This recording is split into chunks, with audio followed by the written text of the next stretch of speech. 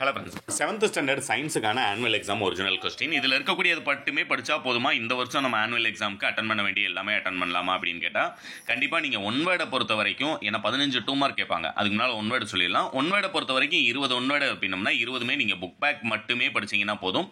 நீங்கள் அட்டன் பண்ண வேண்டிய எல்லா கொஸ்டினுமே உங்களால் அட்டன் பண்ண முடியும். ஃபர்ஸ்ட் புரியுங்களா? உங்களுக்கான அந்த 60க்கு 20 ஒன் வேர்டு கேட்குறாங்க அப்படின்னு சொல்லும்போது 20மே அந்த புக் பேக் மொத்தமே 5 லெசனில் இருக்கக்கூடிய ஒன் வேர்டு எல்லாத்தையும் நல்லா தரவு பண்ணிக்கோங்க. அது முடிஞ்சதுக்கப்புறமா இந்த 15 2 மார்க் அப்படிங்கிறது என்ன அப்படின்னம்னா, இதில் இருக்கக்கூடியது ப்ளஸ் அடுத்ததாக ஈவினிங் ஒரு கொஸ்டின் அப்டேட் பண்ணுவேன்.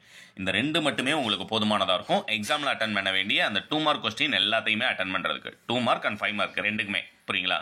இந்த 2 மார்க் பொறுத்த வரைக்கும் என்னென்ன இம்பார்ட்டன்ட் அப்படிங்கிறத சொல்லிடுறேன். இது செலக்டட் கொஸ்டின்ஸ். இதில் இருக்கக்கூடிய எல்லா கேள்விகளும் படிச்சிருந்தீங்கன்னா அட்டன் பண்ண வேண்டிய 2 மார்க் எல்லாம் அட்டன் பண்ணோம். எதிரொலிப்பு விதிகளை படத்துடன் விவரி. ஒரு ஒளிக்கதிர் 45 டிகிரி கோணத்தில் ஒரு சமதள ஆடியில் வருகிறது எனில் அதன் எதிரொலிப்பு கோணம் என்ன? PSLV மற்றும் GSLVயின் விரிவாக்கம் தருக. 5R கொள்கை என்பது என்ன? இயற்கை ஆன்டிசெப்டிக் சிலவற்றை குறிப்பிடுக. அடுத்து, தமிழ்நாட்டில் பட்டு உற்பத்திக்கு புகழ்பெற்ற இடங்கள் யாவை? ரொம்ப ரொம்ப இம்பார்ட்டன்ட், இதெல்லாம் படிச்சுக்கோங்க.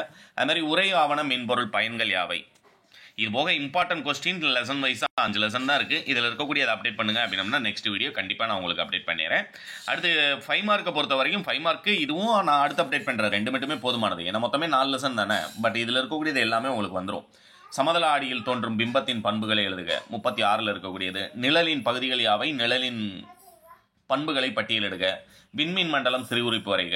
அடுத்து பார்த்தீங்கன்னா 39 நெகிழி பொருட்களை அகற்றும் பாதுகாப்பான முறைகள் சிலவற்றை பரிந்துரைக்கவும். ஒரு நல்ல எரிபொருளின் பண்புகள் யாவை? 40ல் இருக்கக்கூடியது. அதுமாதிரி 41ல் பயாலஜியை பொறுத்த வரைக்கும் பட்டுப்பூச்சியின் வாழ்க்கை சுழற்சியின் தெளிவான படம் வரையவும்.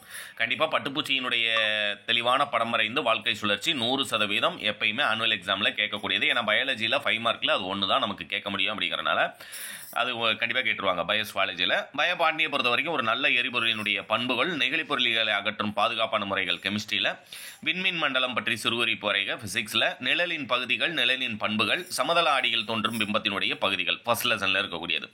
இந்த கேள்விகள் படிச்சிருந்தீங்கன்னா அட்டன் பண்ண வேண்டிய 5 மார்க் 4மே உங்களால் அட்டன் பண்ண முடியும். இந்த PDF download link Tamil medium English medium ரெண்டுக்குமே டிஸ்கிரிப்ஷனில் கொடுக்குறேன். தேங்க்யூ.